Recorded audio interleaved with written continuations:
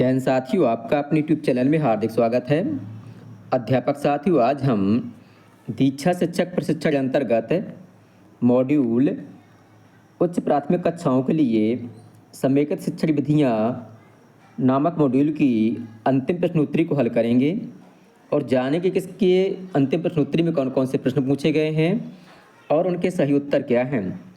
अध्यापक साथियों, आपसे एक निवेदन है कि इस वीडियो को देखने से पहले आप दीक्षा ऐप पर जाकर इस कोर्स को विधिवत पूरा कर लें, जिससे यह कोर्स आपकी अध्ययन अध्यापन प्रक्रिया में उपयोगी सिद्ध हो सके। तो आइए साथियों, देखते हैं इस मॉड्यूल के पोस्ट टेस्ट में पूछे गए प्रश्न और उनके सही उत्तर। अध्यापक साथियों, प्रश्नोत्तरी का पहला प्रश्न है, हिंदी व सामाजिक विज्ञान के लिए एकीकृत शिक्षण सहायक सामग्री के उदाहरण हैं। इसका सही उत्तर है ऑप्शन तीसरा, चित्र, पत्र पत्रिकाएँ और टेलीविज़न।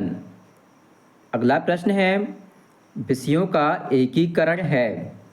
इसका सही उत्तर है ऑप्शन चौथा, विभिन्न विषयों के अंतर्गत आने वाले समान प्रकरणों को संदर्भ में रखकर एक साथ समझाना। अगला प्रश्न है, विषय एकीकरण के उपरांत शिक्षक कर पाएंगे। इसका सही उत्तर है प्रकरणों को विभिन्न दृष्टिकोणों से स्पष्ट कर पाएंगे। अगला प्रश्न है, अध्ययन अध्यापन में क्या विषय एकीकरण आवश्यक है। इसका सही उत्तर है हाँ। अगला प्रश्न है, विषयों के एकीकरण के साथ पढ़ाकर दूर किया जाता है। तो इसका सही उत्तर है प्रकरणों की निरस्तता को। अगला प्रश्न है, छात्रों के विचार और कल्पना दोनों का विकास करने हेतु आवश्यक है। इसका सही उत्तर है ऑप्शन दूसरा, पाठ्यपुस्तक और रेडियो दोनों। अगला प्रश्न है, आधुनिक युग में सीखने सिखाने की प्रक्रिया में समेकित शिक्षण विधियाँ अति महत्वपूर्ण व कारगर सिद्ध हुई हैं। इस बात से हम सहमत हैं। अगला प्रश्न है, क्या अलग अलग विषयों को एकीकृत कर पाठ योजना बनाना संभव है। हाँ, बनाना संभव है।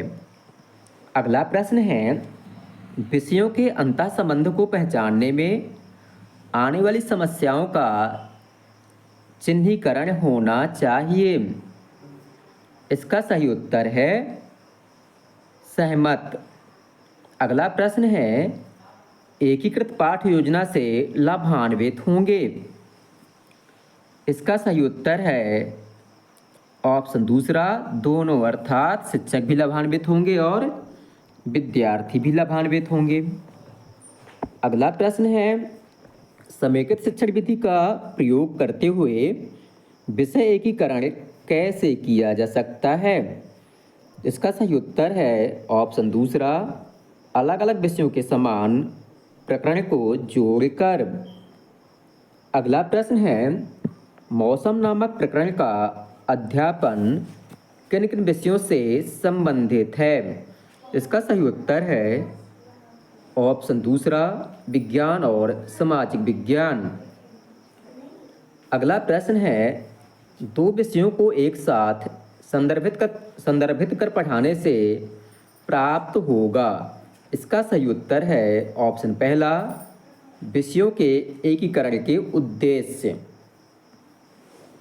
अगला प्रश्न है, किए जाने वाले कार्य की रूपरेखा तैयार करना कहलाता है। इसका सही उत्तर है ऑप्शन पहला, नियोजन। अगला प्रश्न है, विभिन्न विषयों को एकीकृत कर पढ़ाने से श्रम व समय की बचत होती है। ये बात सही है कि गलत। तो ये बात सही है, इसलिए हम इससे सहमत हैं। अगला प्रश्न है, शिक्षक प्रभावी अनुदेशन प्राप्त करने हेतु जिन स्रोतों का प्रयोग करता है उन्हें कहते हैं। शिक्षक प्रभावी अनुदेशन प्राप्त करने हेतु जिन स्रोतों का प्रयोग करता है उन्हें कहते हैं शिक्षण सहायक सामग्री अर्थात TLM। अगला प्रश्न है कक्षा 8 की हिंदी पाठ बस की यात्रा को पढ़ाते समय समाज विज्ञान के किसी प्रकरण पर चर्चा करना है। इसका सही उत्तर है विषयों का एकीकरण। अगला प्रश्न है क्या एक ही TLM का उपयोग अलग अलग विषयों के साथ विषयों के अध्यापन में किया जा सकता है? तो इसका सही उत्तर है हाँ। अगला प्रश्न है विभिन्न विषयों के मध्य संबंध एवं प्रासंगिकता के साथ अध्यापन कहलाता है। विभिन्न विषयों के मध्य संबंध एवं प्रासंगिकता के साथ अध्यापन कहलाता है। इसका सही उत्तर है ऑप्शन दूसरा विषयों का एकीकरण। अगला प्रश्न है निम्न में से क्या एक शिक्षण सहायक सामग्री या मल्टीमीडिया साधन नहीं है? तो इसका सही उत्तर है पाठ्य पुस्तक, जबकि दूरदर्शन, रेडियो और चलचित्र ये मल्टीमीडिया के साधन हैं। तो अध्यापक साथियों इस प्रकार से इस मॉड्यूल के पोस्ट टेस्ट में 20 प्रश्न पूछे गए थे। 20 में हमने सभी 20 प्रश्नों के उत्तर दिए हैं और हमें 20 में से 20 अंक प्राप्त हुए हैं।